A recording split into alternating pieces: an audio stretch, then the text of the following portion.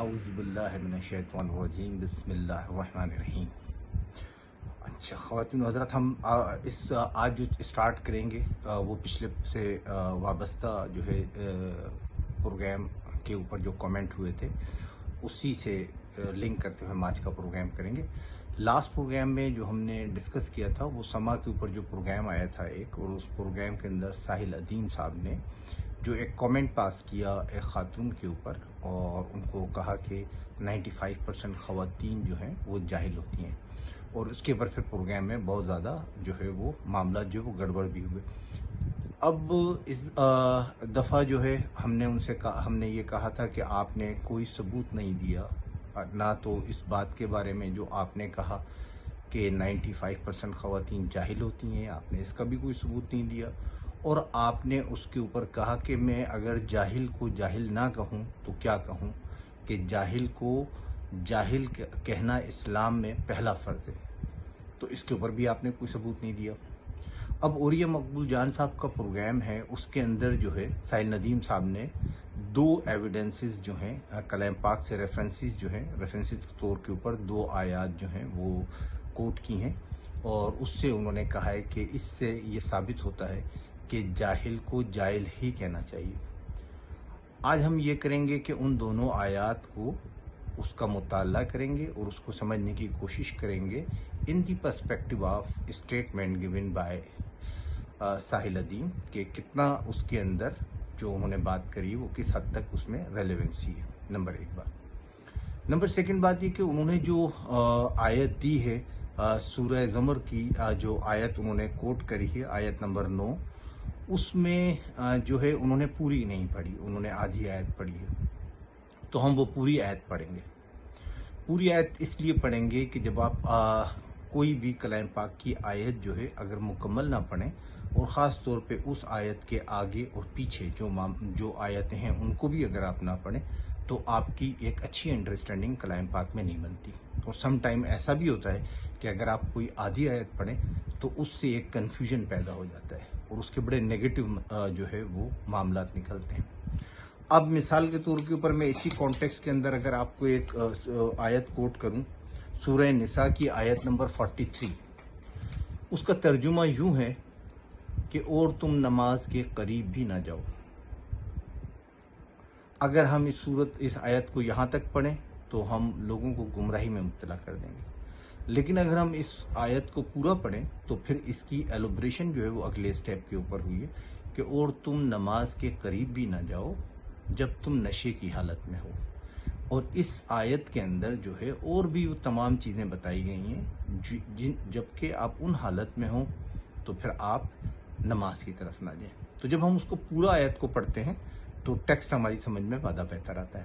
تو اسی طریقے سے ہم یہ 2 آیتیں بھی جو ہیں اس کانٹیکسٹ میں پڑھیں گے کہ جو انہوں نے کہا ہے کہ جاہل ہونے کے ناطے یہ دونوں آیتیں جو ہیں ان سے پوری اترتی ہیں، یا اس میں کہا گیا، تو ہم دیکھتے ہیں اس کے اوپر۔ میں جو ہے سورہ زمر کی آیت نمبر 9 کا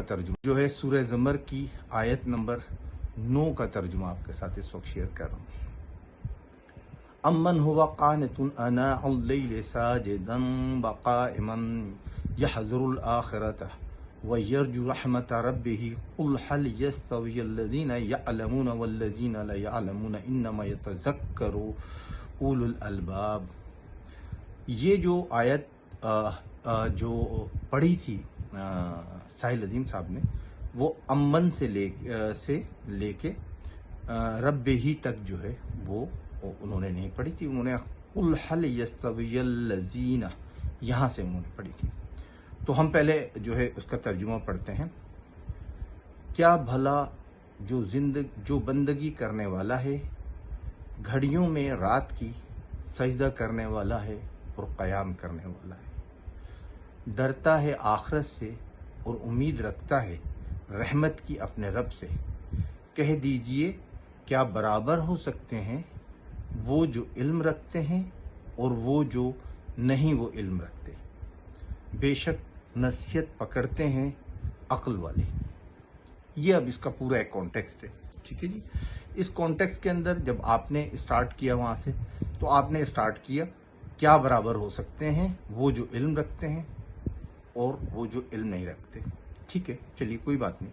اگر ہم اوپر سے پڑھتے ہوئے آتے ہیں تو اس ٹیکسٹ میں ہمیں ایک چیز سمجھ میں آتی ہے کہ اللہ تعالیٰ یہاں پر اپنے ان بندوں سے مخاطب ہو رہا ہے جو بندے راتوں کو کھڑے ہو کر اس کی عبادت کرتے ہیں اور اپنی بندگی کا حق ادا کرتے ہیں. اور خاص طور پہ اگر آپ اس میں ابن کثیر کی تفسیر میں چلے جائیں تو حضرت عثمان غنی رضی اللہ تعالیٰ عنہ کا ذکر بھی کیا گیا ہے کہ آپ جو ہے پوری رات میں ایک رکعت کے اندر جو ہے کلام پاک جو ہے پورا پڑھ لیا کرتے تھے اور ایک رات میں جو ہے کلام پاک جو مکمل کر لیا کرتے تھے. تو اب ان بندوں کا ذکر اللہ تبارک و تعالیٰ کر رہا ہے جو اس کے برگزیدہ بندے ہیں.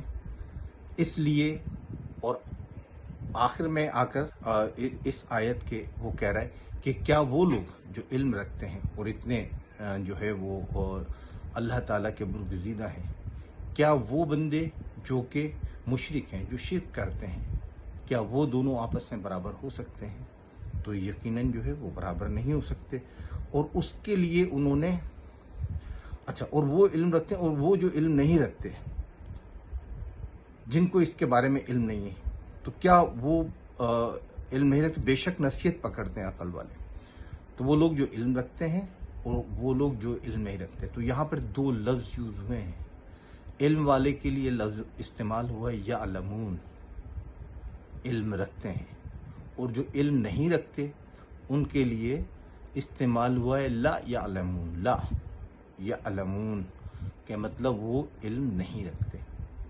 تو پہلے تو بات یہ ہے کہ اس پوری صورت کے اندر جو آپ نے پڑھی اس میں کہیں بھی لفظ جاہل استعمال نہیں ہوا، جبکہ آپ نے اس پروگرام کے اندر اس آیت کے ایک لفظ کو مینوپلیٹ کیا جو کہ آپ سمجھتے ہیں کہ کلام پاک کے آیات کے اندر الفاظ کو بدلنا یا اس کو ریپلیس کرنا، آپ یقیناً جانتے ہیں کہ وہ کتنا ایک نقصان دہ اور کتنا بڑا گناہ ہے کہ ہمیں الفاظ ہم اپنے حساب سے نہیں بدل سکتے. آپ نے اس کی جو بریفنگ کری، آپ نے یہ کہا یعلمون جو جانتے ہیں، اور یقیناً جو جانتے ہیں اور جو نہیں جانتے وہ اس کا الٹ ہے. اور اس کا الٹ کیا ہوگا؟ علم والا اور جاہل. تو اس لیے یہ لفظ جاہل بن گیا، جبکہ اللہ تعالیٰ نے لفظ جاہل نہیں استعمال کیا. اگر چاہتے تو یہاں لفظ جاہل استعمال کرتے، لیکن ہر چیز کی الفاظ کے استعمال کرتے ہوئے یقینی سی بات ہے جو ہے آپ کا مزاج، آپ کے الفاظ آپ کا مزاج ظاہر کرتے ہیں. اللہ تبارک تعالیٰ کیونکہ اپنے نیک بندوں کا ذکر کر رہے تھے تو آپ کے جو الفاظ ہیں ان میں مٹھاس تھی، اس میں اپریسیشن تھا، اس میں پازیٹیوٹی تھی. تو اس کو ایکسپریس کرنے کے لیے جو علم نہیں رکھتے ان کو بھی بڑی ریسپیکٹ سے جو ہے وہ ایڈریس کیا گیا اور کہا گیا کہ جو علم نہیں رکھتے. اچھا، یہ بالکل ایسا ہی ہے جیسے ہم اپنی زندگی کے اندر، عام زندگی کے اندر بھی جو ہے کہتے ہیں کہ جب ہم کسی سے بہت تعریف کے موڈ میں ہوتے ہیں تو بہت اچھے لفظ یوز کرتے ہیں، اور جب ہم اسی شخص کے ساتھ ناراضگی کی حالت میں ہوتے ہیں تو ہمارے الفاظوں کا چناؤ بدل جاتا ہے جو ہمارے مزاج کی عکاسی کرتا ہے. تو جب آپ نے دوسری آیت جو کوٹ کری تو اس میں آپ کو اس عکاسی کا بہتر طریقے سے جو ہے وہ اظہار ملے گا. اچھا، اب ہم آپ کی جو ہے دوسری آیت جو ہے اس کے اوپر بھی تھوڑا سا ڈسکشن کر لیتے ہیں. دوسری آیت بھی سورۃ الزمر کی آیت ہے، آیت نمبر 64 ہے.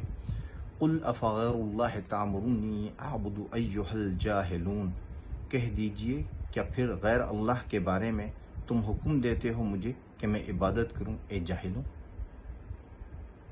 اب یہاں پر جو ہے وہ جو ہے ایکسپریشن اور جو فیلنگز اور تمام چیزیں چینج ہیں، کیونکہ اب یہاں پہ جو ہے غیر اللہ کی عبادت کے بارے میں جو ہے کفار جو ہے وہ اس سلسلے میں جو ہے آپ سے آپ کے لوگوں کے اوپر پریشر دے رہے ہیں. تو اب یہاں پر جب فیلنگ ڈیفرنٹ ہے، ناراضگی کی فیلنگ ہے، تو وہاں پر لفظ جاہلون یوز کیا گیا. اب یہاں پر یہ نہیں ہوا کہ لا یعلمون یا یعلمون کو استعمال کیا گیا ہو، نہیں، لا یعلمون نہیں استعمال کیا بلکہ جاہلون استعمال کیا. ایکسپریس کیا اینگر کو، ایکسپریس کیا اپنی فیلنگز کو. عام زندگی میں بھی کچھ ایسے ہی ہوتا ہے. جب ہم ایک دوسرے کے ساتھ کمیونیکیشن کر رہے ہوتے ہیں، جب ہم خوش ہوتے ہیں تو ہم بہت پازیٹیو اور پروگریسو ورڈس یوز کرتے ہیں، اور جب ہم ناراض ہوتے ہیں تو ہم پھر جو ہے سیکنڈ گریڈ کے جو ورڈس ہوتے ہیں وہ یوز کرتے ہیں تاکہ ہم اپنی فیلنگ کو ایکسپریس کر سکیں. آپ سے بھی اس پروگرام کے اندر یہی کہا لوگوں نے، اس کے بعد بھی یہی کہا کہ آپ ان کو یہ کہہ سکتے تھے آپ کم علم ہیں، آپ لا علم ہیں، لیکن آپ نے کہا نہیں، اس کی تو ضد جاہل ہوتی ہے، کیونکہ وہ اس سے زیادہ آپ کی ضد تھی کہ آپ کو نے کہہ دیا تھا تو اب آپ کو ثابت کرنا تھا، کیونکہ آپ نے سوری وغیرہ یا کوئی اس طریقے کی اپولوجی والا سسٹم تو تھا نہیں، تو آپ نے اس کو ثابت کرنا تھا. آپ نے آیت کے اندر لفظ تبدیل کر دیا، A+B=C، سو C=A. آپ نے یہ فارمولہ دیا، لیکن آپ نے اس چیز کو جو ہے وہ کسی بھی اس میں جو ہے وہ آپ نے ایکسیپٹ نہیں کیا کہ وہاں پہ غلطی ہوئی ہے. اینی خیر، جب ہم اس طرف آگے ہم نے دونوں آیتیں پڑھ لیں آپ کی، تو اب آپ اندازہ لگا لیں اس میں ہمیں نہ صرف یہ کہ ابھی یہ سوال جو ہے باقی ہے کہ ہم اس کو کس طرح ایکسپریس کرتے، اور اچھا بہترین اخلاقی طریقہ یہی تھا کہ ہم اس کو لا علمی سے ظاہر کر دیتے. نمبر 1. نمبر 2، آپ نے کہا تھا 95% خواتین جو ہیں وہ الٹریٹ ہیں. اس کا جواب کہاں ہے؟ وہ آپ نے کہاں سے ریفرنس لیا تھا؟ آپ نے اتنی بڑی جینڈر کے سینٹیمنٹس کو جو ڈسٹرکٹ کیا، تو وہ کہاں سے آپ نے بھی نہیں دیا اس کا ریفرنس. آپ نے ریفرنس نہیں دیا کہ جاہل کو جاہل کہو یہ فرض اول ہے. آپ نے ریفرنس نہیں دیا ابھی اس چیز کے بارے میں. یہ ریفرنس اپنی جگہ پر ہیں جن کو ضرورت ہے. آپ جانتے ہوں گے کہ اللہ تعالیٰ نے کہا کہ اگر کہیں تم میری عبادت میں کمی محسوس ہوئی تو میں تمہیں معاف کر دوں گا، لیکن اگر تم نے کسی انسان کا دل دکھایا یا کسی انسان کا حق کھایا یا کسی انسان کے ساتھ ناروا سلوک کیا تو پھر جب تک وہ معاف نہیں کرے گا میں معاف نہیں کروں گا. اللہ کے نزدیک انسان کی کیا حرمت ہے؟ مسلم شریف کی ایک حدیث ہے کہ روز قیامت جو ہے اللہ تعالیٰ ایک بندے سے پوچھیں گے کہ اے بندے، جب میں دنیا میں بھوکا تھا تو نے مجھے کھانا نہیں کھلایا. تو بندے کہے یا اللہ آپ تو بے عیب ہیں. تو اللہ تعالیٰ کہیں گے جب میرا فلاں بندہ بھوکا تھا تو نے اسے کھانا کیوں نہیں کھلایا. پھر آپ کہیں گے اے بندے، جب میں پیاسا تھا تو نے مجھے پانی نہیں پلایا. تو بندہ کہے گا یا اللہ آپ تو بے عیب ہیں، آپ کیسے پیاسے ہو سکتے ہیں. تو اللہ تعالیٰ کہے گا میرا فلاں بندہ جو ہے وہ جب پیاسا تھا تو نے اسے پانی نہیں پلایا. کیا تو نہیں جانتا تھا کہ ہم وہاں موجود تھے اور ہم تجھے جزا دیتے؟ پھر اللہ تعالیٰ کہیں گے اے بندے، جب میں بیمار تھا تو نے میری عیادت نہیں کری. تو انسان کہے گا یا اللہ آپ تو بے عیب ہیں، آپ بیمار کیسے ہو سکتے ہیں. تو اللہ پاک کہے گا کہ میرا وہ بندہ جب بیمار تھا تو نے اس کی عیادت نہیں کی. کیا تجھے نہیں پتا کہ میں وہاں تھا اور میں تجھے اس کی جزا دیتا. تو یہ تو میرے رب کا رشتہ ہے اپنے بندوں کے ساتھ، جو ایک ماں سے بھی 70 گنا زیادہ پیار کرتا ہے. اور یہ میرے رب کا رشتہ ہے انسانیت کے ساتھ کہ جب وہ اس کو نقصان نہیں پہنچاتے تو وہ لا یعلمون یوز کرتا ہے، اور جب وہ ناراض ہوتا ہے تو ان کو زمین سے اکھاڑ نہیں پھینکتا اسٹارٹ میں ہی، بلکہ اس کو جاہلون کا خطاب دے دیتا ہے. تو میرے رب کا رشتہ اتنا مضبوط ہے اپنے انسان سے کہ اس کو برا کہتے ہوئے اور اس میں عیب ڈھونڈتے ہوئے ڈرو کہ کہیں ایسا نہ ہو کہ اللہ ناراض ہو جائے. وآخر دعوانا ان الحمد للہ رب العالمین.